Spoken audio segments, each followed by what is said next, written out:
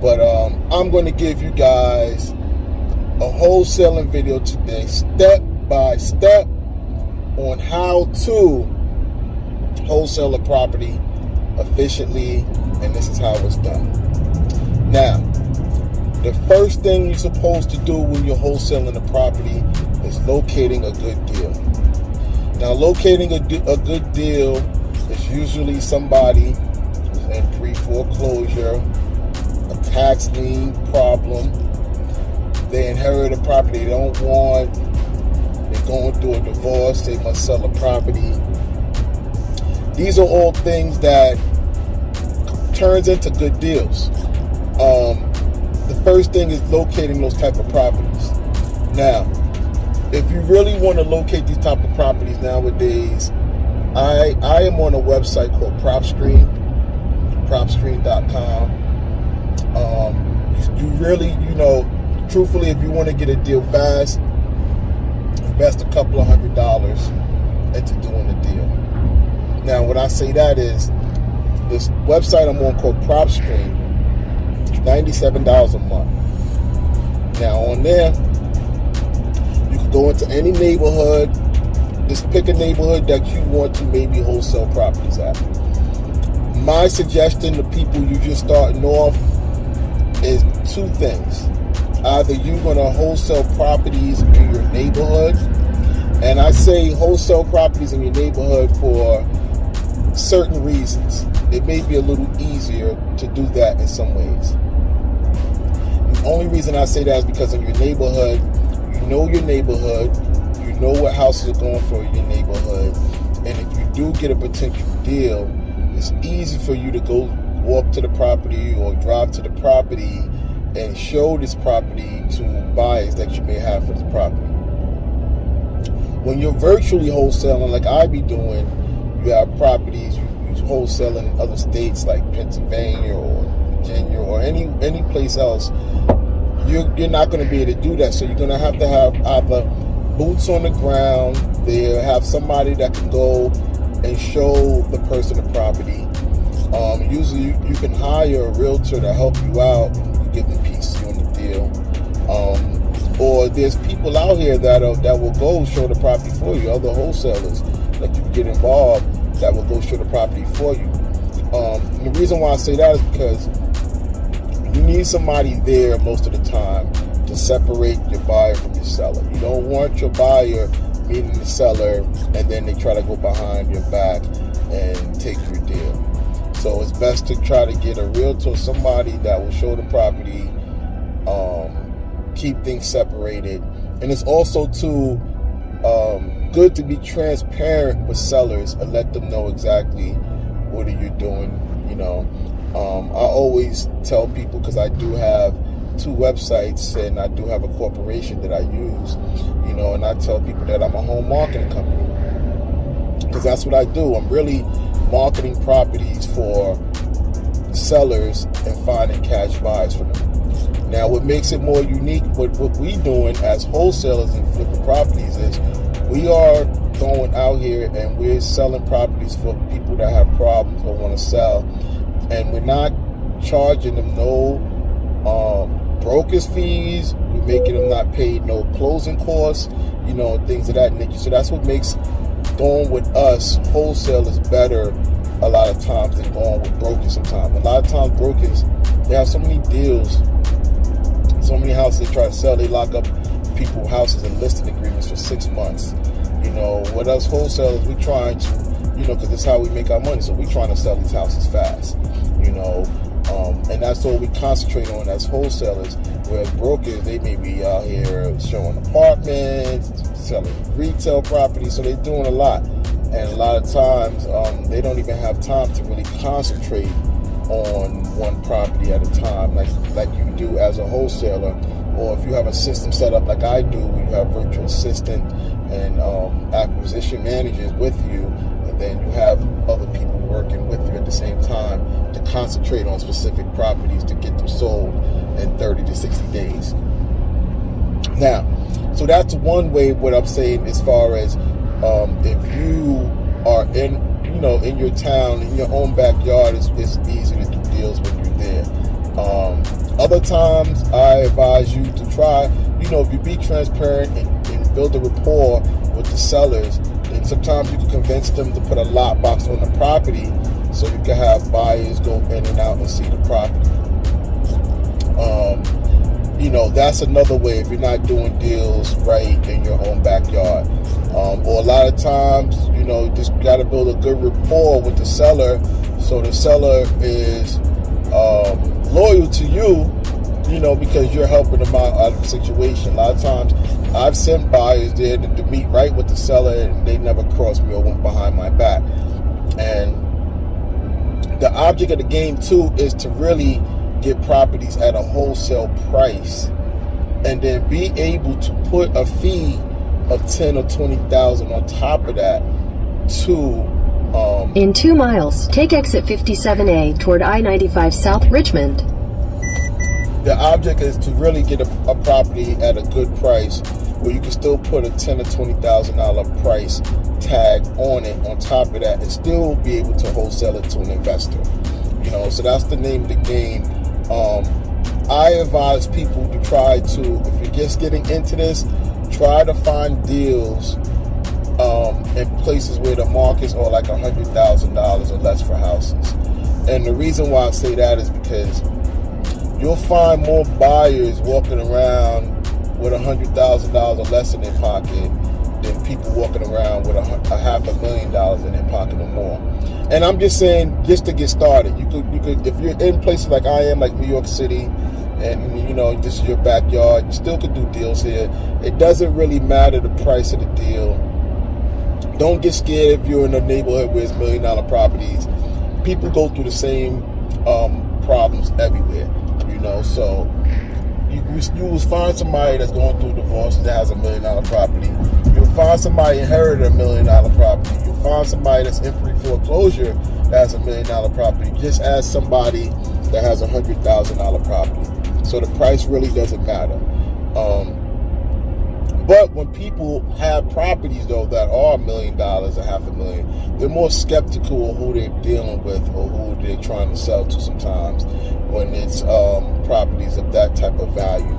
In a quarter mile, take exit 57A toward I-95 South Richmond. You have to build a real good rapport with people with $1 million homes, $1 million stuff a lot of times because they are savvy. A lot of times people own that type of stuff. They're not dumb.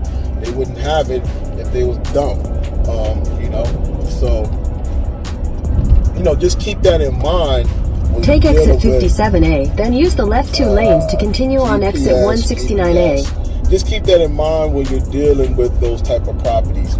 But my advice for people first time wholesaling is to find places like that. Hold on, people. I have to get back to you. Back to you guys. I'm sorry I was interrupted. But, okay, check it out. So, when you do find you a property that's a good deal. Now, when you find something that's a good deal, let me just give you an example of something that's a good deal. You find a property that's worth $100,000 and you probably can get it for $50,000. May need about $10,000, $15,000 worth of repairs on it. You can add another $10,000 to that and wholesale it to an investor for like $70,000 to $75,000. That's if you got it for $50,000. Say if you got it for $50,000, it costs $10,000 to give some repairs, so you're all in at $60,000, and then you wholesale it to an investor for $70,000, which would be still a good deal for the investor because you're really wholesaling it for $60,000 and it needs $10,000 worth of repairs. So that would be considered a good deal for an investor because they try to get properties that have at least 30% equity in it. That's considered a good deal to an investor. So if an investor gets a property that's worth $100,000 and they're all in at $70,000, they'll consider that a good deal. When it comes to certain neighborhoods, like certain cities where the property values are high and such a demand to live there, like New York City, man, that 30% rule could go out the window. They probably can only have 10 to 15% equity in it or 20% equity and someone can still buy it. in certain areas like New York, Los Angeles, Miami, high-end areas, where the demand to live there is high, you could get away with still selling a property with only 10 or 15% equity in it. But like I said, these places, they don't have $100,000 houses in South Beach, Miami, or New York City, or LA. I know in New York City for sure, you can't get a single family for less than $500,000. So those type of places, people and investors still buy a property for $400,000. That's worth $500,000. It gotta be, don't need that much work. They'll still buy it out here in New York City because it's such a demand to live here. It's a lot you could do with a single family in New York City. So, when it comes to certain areas, where things are high end, you don't have to have so much equity in the property. But back to, I advise people to try to concentrate on the low end areas for now, to get your feet wet, get a deal popping, and then you can move up to the bigger areas, once you get a little experience, because people are a little bit more savvy in the more expensive areas. And if you don't know what you're doing, they'll hang up the phone to you. So, that's about it. So when you do get that, you get a property and you get it, you gotta put it under contract first with the seller. I have a free one-page contract that anybody can download on my website on livbettanyc.com, livetta.com. You can download. There's a 12-minute slowdown in 3 miles. You are still on the fastest route. You can download those contracts on my website, and you can use these one-page contracts to do any of your deals. I've used these contracts for any of my deals. Don't let no broker or no lawyer tell you can't. I have proof that you can. I've closed deals with lawyers and title companies already, so I have proof that you can. Once you gotta, I advise too, once you have a contract and you're talking to sellers, make sure when you send them the contract, you talk to them over the phone. Never tell them it's a contract. People get scared when you say contract. Say it's an agreement. There's a speed trap ahead. Say it's an agreement. When you have an agreement, say I'll send an agreement to you, and when you send the agreement to them, I think it's like only 1 through 10 different things it may have on the contract, and I advise you to try to if you could talk to them over the phone, say, look, sometimes agreements get a little bit confusing. If you want me to explain anything to you on the agreement, I could call you and we could walk through the agreement together, and that kind of gives them more comfortability in signing your agreement so you can move forward, because you do need that contract to move forward. For any title company or attorney to take you serious with closing the deal, you do need that initial contract with the seller first, and that also protects you when you find buyers. Now, my advice, when you do at that point where you have a good deal and you have a contract ready to give to a seller, please make sure you put 120 days on that contract, 4 months. I'm telling you this, guys, because sometimes in the first month or 2, you may not find a buyer. Sometimes it may be difficult to find a buyer. You never know.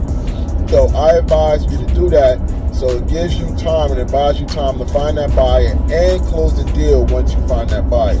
So I advise people to put 4 months on that contract, but you always tell the sellers that, look, we're going to try to close this deal in 60 days or less. We always put 4 months on the contract to make sure that we close deals efficiently. And because of COVID, things may take longer. A lot of title companies are backed up, attorneys are backed up with work because of COVID. That's a good excuse to tell sellers of why it may take longer. So please always tell them that, because you may not close a deal in 30 days or less. A lot of times, a lot of wholesalers out here, they're so greedy to make money so fast, they tell people, yo, we're going to close in 2 weeks. A lot of times you can't close in 2 weeks. You got to get on the title company's calendar or the lawyer's calendar. They may have so much other work in their calendar. They may not be able to close your deal in 2 weeks, So those are the things that you have to keep in mind when you're giving a contract to a seller of what the time it may take. So I advise everyone to put 4 months on that contract. You know, one of my mentors before told me, he said, look, man, put 6 months on the contract.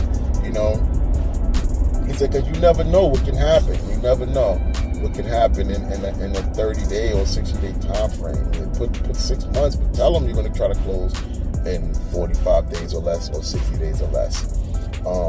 Once you do that, once you have it in contract, the next step is really marketing that deal. Marketing that deal, putting it out there to find buyers. My 2 efficient ways of finding buyers, what I do, this is why it's also important to do deals in your backyard. It could be a little easier. I put up bandit signs wherever I'm doing a deal at. Like say I'm doing a deal in New York City. I'll put bandit signs up all in that area where I'm selling a house that says I'm selling a house for the price $310K or $400K, and put my number on it, my website, and your phone will ring off the hook every day with people that want to buy houses. That's how you can find cash buys all the time for deals. Also, another efficient way to find deals too is, like I said before, get on this website called PropScreen. PropScreen will give you a list of people or investors who bought houses cash wherever you have a house at. It gives you a list of all those type of things and information, where you can always create a list of 1,000 cash buyers in that area, and you can call them up or email them and marketing your property to them to find you buyers. Those are the 2 most efficient ways of finding buyers. Also, too, I advise people always try to build, even when you're waiting to find a property, it's good to build up a cash buyers list. Talk to buyers, call them up. In half a mile, sharp left to stay on I-95 South. See what their criteria are, and so then when you come across properties, you can call these people up and close deals faster that way too. And once you get to that stage, you know, if you do those 2 ways, you find a buyer, you got a buyer for your deal. The next thing you have to do is go to a title company or attorney. I advise you too to do that homework first. Sharp left to stay on I-95 South. Sorry, the GPS. What I was going to say is find an investor-friendly title company or continue on I-95 South for 78 miles. Or an investor-friendly attorney that can help you close all your deals. That is you need that to close your deal. That's one of the elements you need to close all your deals. Once you have it in contract, find a buyer, you have a title company, and then you submit all this paperwork to the title company. A lot of times, if it's a title company, they want you to put a deposit down of $250 or $300 to start the process. You make your buyer put down that money to start the process, and then you just keep following up on whatever paperwork that they may need from your seller or your buyer. You connect them all to the title company, and the title company starts doing their work and having everybody sign paperwork, getting everything ready, and putting the closing date together for you guys. And they'll let you know when the closing date is and all the documents you got to submit before the closing date, and what day you got to submit your wire the money to them. And that's how you officially close a deal.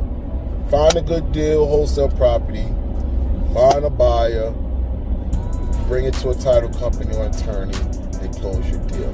Now, it may seem easy doing all this. It's not easy doing wholesale deals. It's not easy. It could be easy, but it only becomes easy to me once you become experienced with doing this.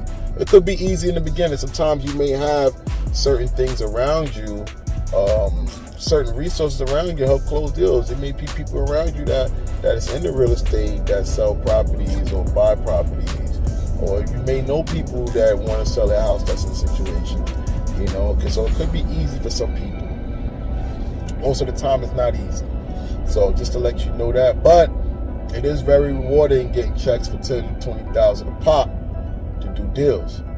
You know, you could do a few deals a year and be good for the whole year. You know what I mean? But it takes time. It takes a lot of consistency. You know, you got to be persistent in what you're doing with this. And one thing is, if you get started on this, I advise, don't give up. At least do one deal first before you give up. But if you get started, it takes time. Do at least one deal. If you want to move something else, you don't like it, move to something else. But I advise, if you do get into this, do at least one deal and then hang it up if you don't want to do this no more. Because it may not be for everybody, So, those are my tips and my steps on wholesaling properties. The first step is really, locating a great property. Once you locating a great property, get your contract from my website, livbetter.com, livbetta.com. You get your contract from there. You lock up that contract with the seller. You got it in contract. Now, there's another thing too. To make every contract legally binding, it's good to exchange money.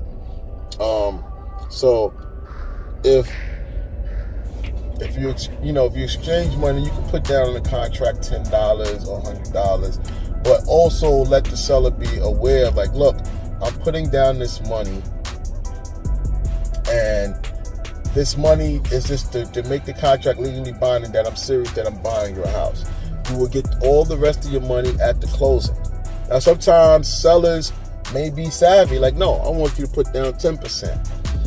Or if they have a lawyer involved in their deal, a lot of times you may have to go directly to the lawyer and tell the lawyer what you're doing, and the lawyer will understand and say, okay, bring a buyer, we'll do it this way, X, Y, Z. Sometimes lawyers are investor friendly, sometimes they're not. Sometimes lawyers work for people and they want you to put down 10%.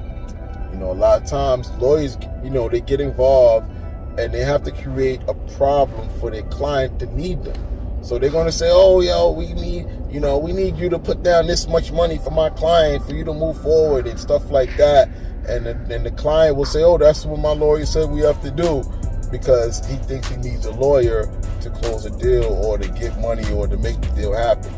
A lot of times you don't. A lot of times you getting a lawyer from the beginning, sometimes it's going to cost you money, because sometimes they want a retainer fee. And then sometimes you got to pay them beginning to get on the deal, or sometimes they'll wait to the closing to get everything, But a lot of times it's best to find people who doesn't have a lawyer or a broker involved. If they already have that involved, they don't really need you no more, because the lawyer and broker can help them do the deal or even help them find buyers sometimes. Lawyers have connects. They will help you find buyers sometimes for deals. So a lot of times that they have that already, tell people, say, look, this is, be transparent with them. Tell them how you do a deal. And if they want to go with it, they go with it. If they don't, they don't. Keep it moving. There's so many people out here with different scenarios of properties they need to sell. So just, how can I say it? Don't waste your time with people that's being stubborn, that don't want to do it your way. Always have the deal where you have control of the whole deal, because if you don't, it'll fall through, and then you'll be mad that you put 2 or 3 months into a deal and it'll fall through because you didn't have control of the seller, on controlling them on how the deal should be structured, how it'll go. So those are my tips. If anybody want to hit me up about this, you can hit me up anytime, and I can show you how to wholesale a property. If you have a property, I can help you find a buyer. Just hit me up anytime, 516-927-7993. Hit me up, David Duran, Livbetter.com, livbetta.com. Peace.